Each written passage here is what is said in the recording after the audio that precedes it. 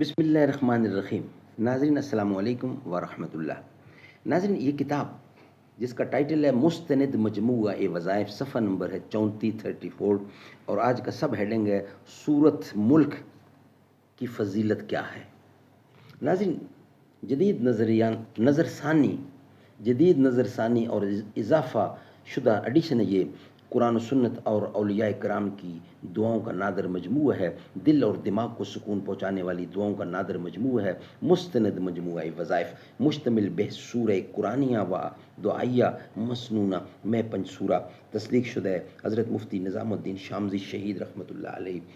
ناظرین، ہم آپ کے سامنے یہ روزانہ کی بنیاد پر کم از کم ایک یا دو ویلاگ آپ کے سامنے رکھتے ہیں۔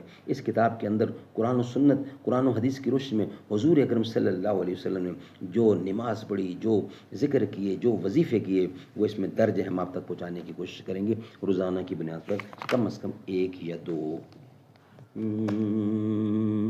نحمده ونصلي على رسوله الكريم بسم الله الرحمن الرحیم۔ مرید سادات تو رو رو کے ہو گیا تائب، خدا کرے کہ ملے شیخ کو بھی یہ توفیق، گلزار ہست بود نہ بیگانہ وار دیکھ، ہے دیکھنے کی چیز اسے بار بار دیکھ۔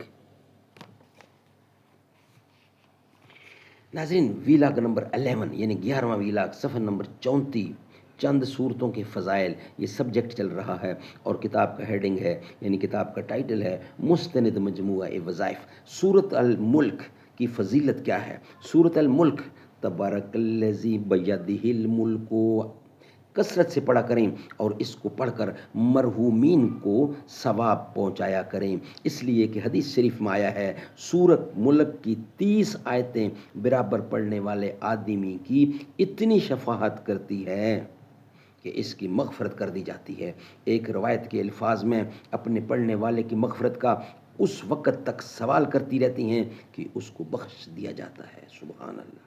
ناظرین، نیکسٹ ہے سورت نصر کی فضیلت، سورت نصر۔ ناظرین، حضور اکرم صلی اللہ علیہ وسلم کا ارشاد ہے کہ سورت نصر قرآن مجید کا چوتھائی ہے۔ سبحان اللہ۔ ناظرین، حضرت ابن عباس رضی اللہ عنہما نے عبید اللہ بن عبداللہ سے پوچھا، جانتے ہو سب سے آخر میں کون سی سورت اتری؟ جواب دیا کہ جی ہاں، وہ سورت النصر ہے۔ تو آپ رضی اللہ تعالی عنہ نے فرمایا، تم سچے ہو۔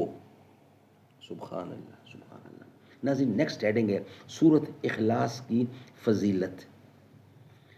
حضرت ابو ہریرہ رضی اللہ عنہ فرماتے ہیں کہ جناب رسول اللہ صلی اللہ علیہ وسلم نے ارشاد فرمایا، سب جمع ہو جاؤ، تمہیں ایک تہائی قرآن سناؤں گا۔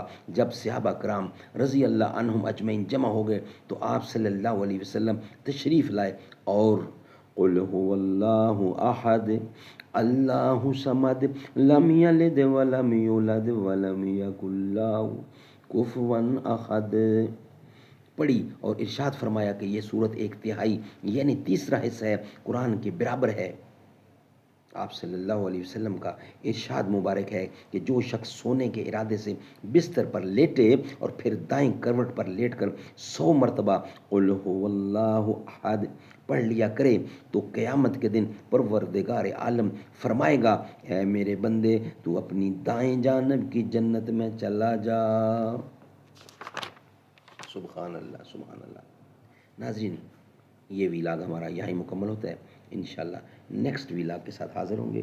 یہ ویلاگ ہم یہاں ہی کلوز کر رہے ہیں۔ ویلاگ نمبر 11 ہمارا مکمل ہوا۔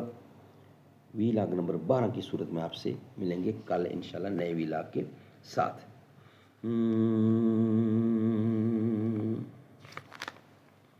دربار رسالت کی کیسی وہ گھڑی ہوگی، حسان کے ہونٹوں پر جب نعت نبی ہوگی، ابو بکر عمر ہوں گے، عثمان علی ہوں گے، حسنین کے نانا کی کیا بزم سجی ہوگی، جائیں گے مدینہ میں لے جائے گا اللہ جب، دل سجدہ کناں ہوگا آنکھوں میں چھڑی ہوگی، آقا ہے قمر بے شک اصحاب ستارے ہیں، اس چاند کے ہر جانب تاروں کی لڑی ہوگی، جب وادی طائف میں رنگین ہوئے